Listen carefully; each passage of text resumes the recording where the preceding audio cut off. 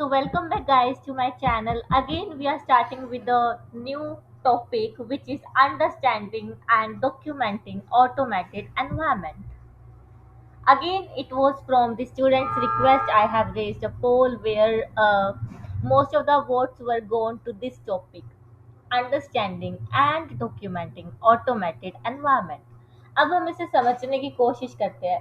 Like I know, ठीक है, मैं भी सीए इंटर स्टूडेंट रही हूँ, मुझे भी इन्हीं टॉपिक्स में ही दिक्कत रहती थी, तो यही एक्सपेक्टेड था मुझे कि it will be in the doubt category of students.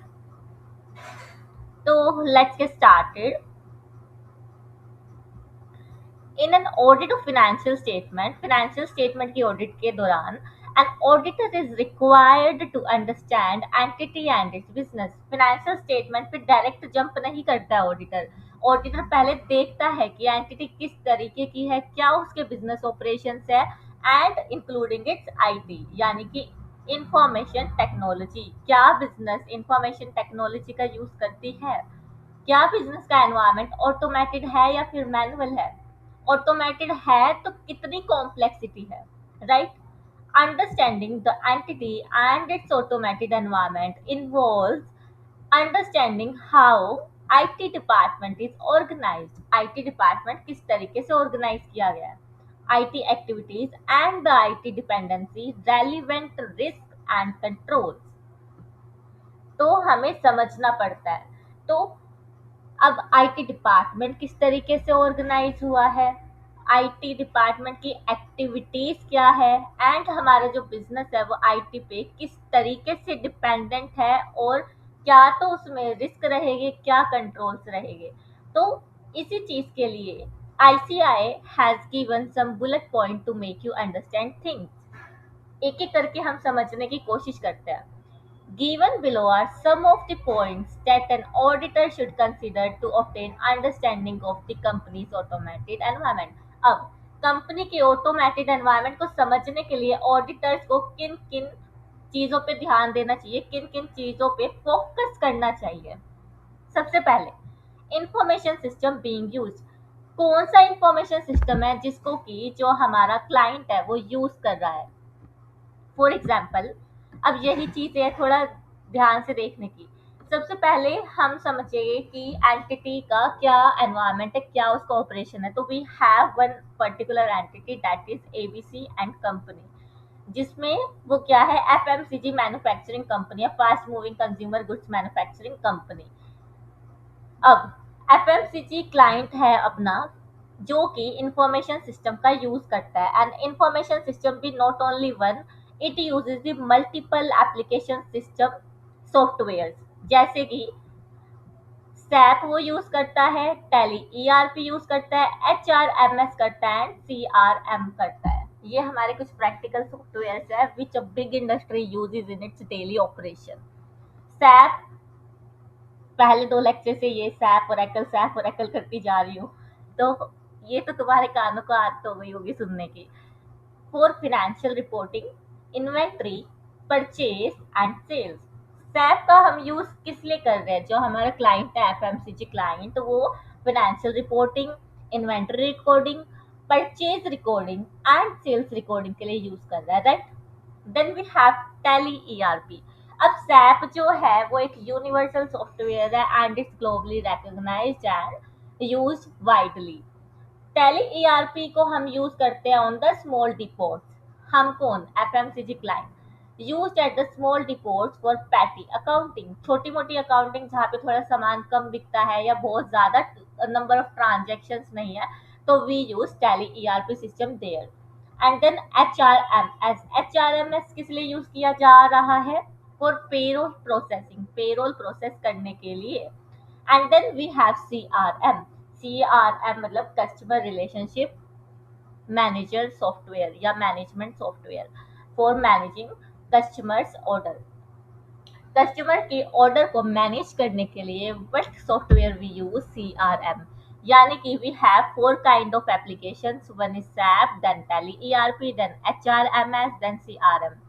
अब मेरे को ये पता चल गया है कि अगर मेरे को फाइनेंशियल स्टेटमेंट में पेरोल का ऑडिट करना रहा तो which software will be relevant to me to get the data is HRMS, data is HRMS, ठीक है. And which software I will give consideration while auditing the revenue को audit करते हुए मैं, अगर मुझे कंप्लीटनेस ऑफ रिवेन्यू देखना है तो मैं उसको हिट एंड ट्रायल बेसिस पे किससे इंटरेक्ट कर सकती हूँ, सीआरएम से. सीआरएम से कैसे? सीआरएम होता क्या है? बेसिकली कस्टमर का डेटा होता है, डिटेल्स हम यहाँ स्टोर करते हैं. और जितने, मतलब अगर मुझे ये लग रहा होगा कि कोई कस्टमर फेक है, तो I can correlate that data with CRM. ठीक है. तो ये इम्पोर्टेंट क्यों है? हमें एक auditor, as an auditor, why it is needed that हम इंफॉर्मेशन सिस्टम एप्लीकेशंस कौन कौन से यूज कर रहा है क्लाइंट, जानना जरूरी है हमें. क्योंकि हम ये देखना चाहते हैं कि कौन सा तो जो सिस्टम है वो फाइनेंशियल रिपोर्टिंग में हेल्प करेगा, कौन सा नहीं करेगा. अब जो सैप है वो यूज में आएगा एफआर के, फाइनेंशियल रिपोर्टिंग के, टैली ईआरपी भी आएगा, एचआरएमएस भी आएगा, एंड सीआरएम नहीं आएगा. बेसिकली ये नॉन फाइनेंशियल डेटा को स्टोर करता है. अभी हम थोड़ा सा डिटेल में पढ़ेंगे इसके बारे में, ठीक है, right. So it was the information system. तो पहला point I think you have gotten the clarity. Information system being used, क्यों ज़रूरी है ये? ताकि हम एज एन ऑडिटर ये पता लगा पाए कि which system we need to focus more for the financial reporting purpose for the audit of financial statements. ठीक है. Then we have their purpose. अब जो भी हमारी मल्टीपल एप्लीकेशन सॉफ्टवेयर है, हम अगर उनको यूज कर रहे हैं तो उनका क्या पर्पस है? Whether they be financial in nature, whether they be non financial in nature. कुछ हद तक मैं इसका जवाब दे चुकी हूँ, but still it's my duty to make you to explain you thing again and again to make you concept clear. Purpose क्या रहेगा? Financial and non financial. And example लेते हैं. सैप किस लिए?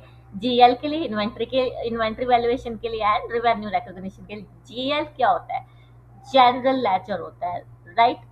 एंड देन इन्वेंट्री वैल्यूएशन के लिए, then inventory recognition के लिए. तो ये बेसिकली पढ़ के ही पता चल रहा है कि डायरेक्टली फाइनेंशियल रिपोर्टिंग को क्या करेगा? इम्पैक्ट करेगा. ठीक है. फिनेंशियल पर्पस रहेगा.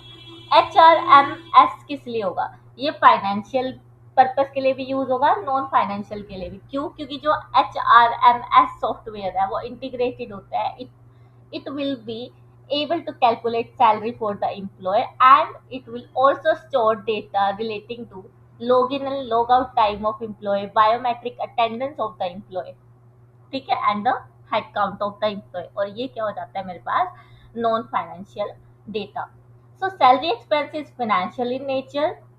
whatever calculation is done will be termed as financial activity.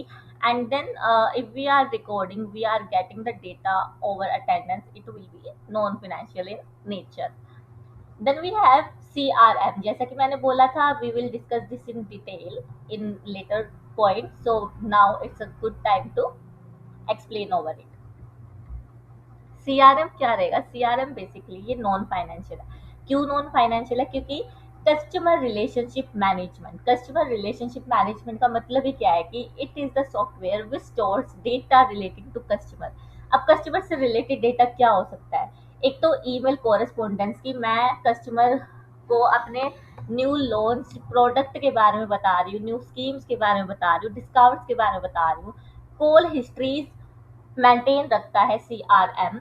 Then customer का data like contact details, address, ये सब. एंड देन इंक्वायरी, कुछ मैंने प्रोडक्ट बेचा है तो उसके बारे में फॉलो अप लूंगी, फीडबैक लूंगी.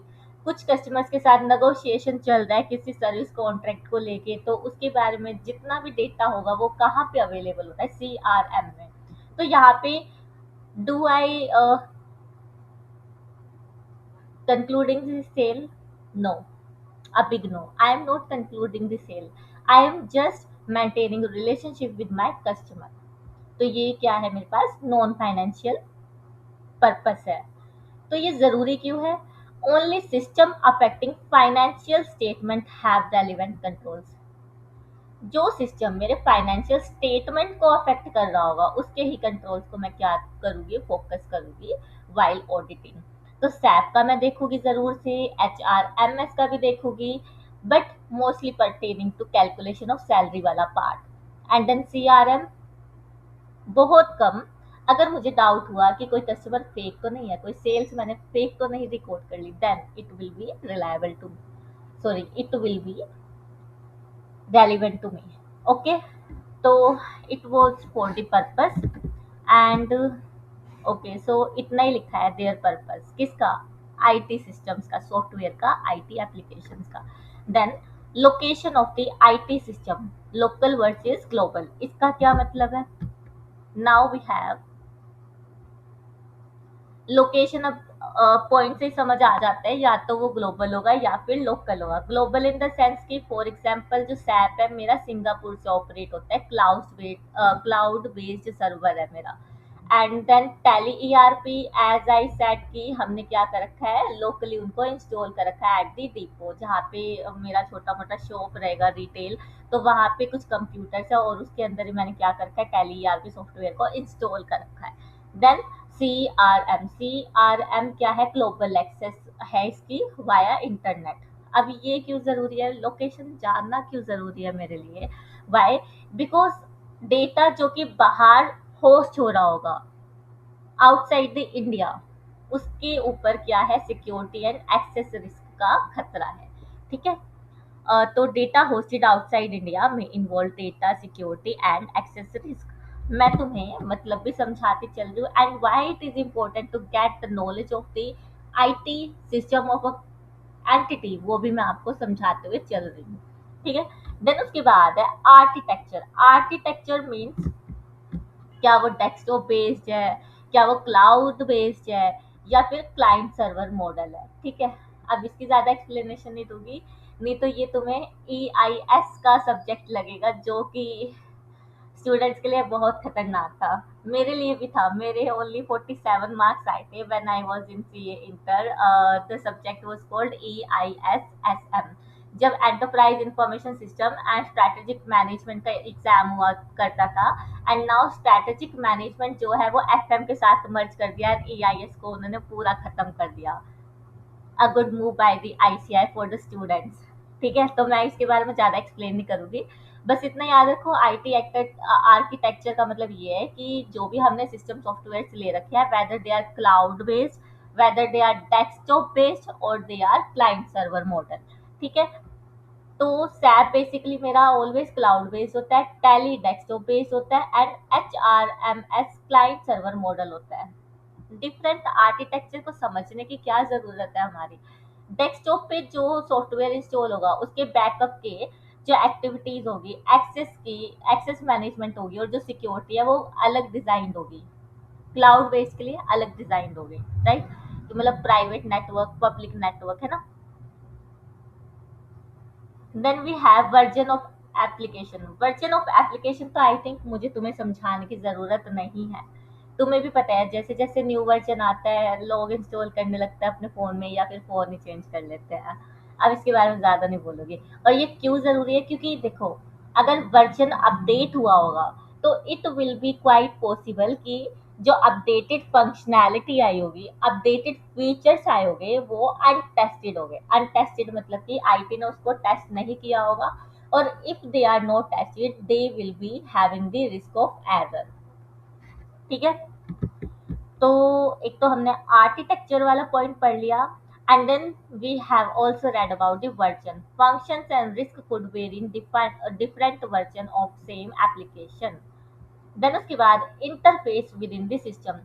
अब मेरे पास मल्टीपल एप्लीकेशन एंड सॉफ्टवेयर है, तो उनका इंटरफेस कैसे होता है, how they interact, how they link each other in terms of data. Interface between system. अब हम स्टार्टिंग से बात कर रहे हैं HRMS सॉफ्टवेयर की, and we are talking about sales order वाला सिस्टम जो CRM के लिए है। ठीक है। जहाँ पे मैं कस्टमर रिलेशनशिप मैनेजमेंट रखती हूँ। जैसे ही CRM में मेरी customer negotiation full and final हो जाएगी, तो I will be getting the order of sale ready in CRM। जैसे CRM में मैंने सेल्स ऑर्डर को रेस कर दिया, then it will automatically go to my SAP. SAP में वो क्या जाएगा, ऑटोमेटिक चला जाएगा।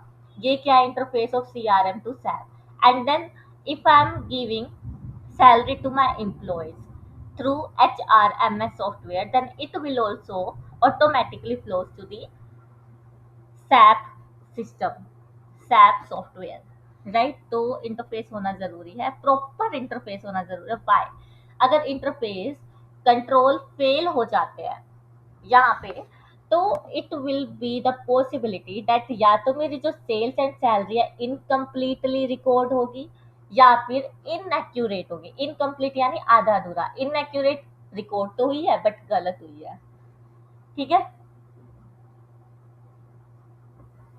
Then we have in house versus packed software. अब हमें ये भी समझना जरूरी है कि इन हाउस सॉफ्टवेयर कौन से है मेरे, एंड पैकेज्ड सॉफ्टवेयर कौन से है, ठीक है। तो पैकेज्ड सॉफ्टवेयर का मतलब होता है ऐसे सॉफ्टवेयर जो कि पहले से स्टैंडर्डाइज है, जैसा मैंने बनाया है मैं वैसा ही हजार के हजार कस्टमर को देने वाली हूँ, प्रोवाइडेड दैट किसी क्लाइंट को कस्टमाइजेशन करानी है तो, ठीक है। नहीं तो मैं जैसा सबके लिए बना रही हूँ वैसा ही आपके लिए भी बनाऊंगी सॉफ्टवेयर, ठीक है। तो सैप एंड टैली ईआरपी हमारे रेडीमेड होते हैं, स्टैंडर्डाइज सॉल्यूशन होता है, तो इसमें लोअर रिस्क रहता है। बट जब अगर हमारे जो सॉफ्टवेयर है वो इनबिल्ट होते हैं, इन हाउस होते हैं, तो वहाँ पे रिस्क ज्यादा बढ़ जाता है। वाई? बिकॉज वहाँ पे कुछ ऐसे लूप होल्स मैनेजमेंट ने छोड़े हो सकते हैं जहाँ वो ओवरराइड कर सके किसको, कंट्रोल्स को। तो इन्वेंट्री एजिंग रिपोर्ट है। इन्वेंट्री एजिंग रिपोर्ट कहाँ पे बनती है हमारी, मेनली एक्सेल में बनती है। एक्सेल में भी क्या, वो formula and function driven tools बनाते हैं, डैशबोर्ड बनाते हैं हम। तो वहां पे भी क्या है, हायर रिस्क है। अब इसका प्रैक्टिकल एग्जांपल मैं देना तो चाहती हूँ but we have the time constraints. तो बेसिकली क्या होता है, एक्सेल में भी हम काफी अच्छे से फ्रॉड कर सकते हैं, ठीक है। तो उस चीज का भी ध्यान रखना है। फ्रॉड का एग्जाम्पल मैं कभी फुर्सत में दूंगी तुम्हें कि एक्सेल में कैसे फ्रॉड हो सकता है, मतलब तीन चार सैंपल है जो मैं क्रिएट करूंगी और तुम्हें दिखाऊंगी। It will be interesting but it is not the part of my audit curriculum, तो we will not be discussing here. अब ये जरूरी क्यों है ऑडिटर के लिए समझना कि इन हाउस है या पैकेज्ड है, ये ऑलरेडी बता चुकी हूँ।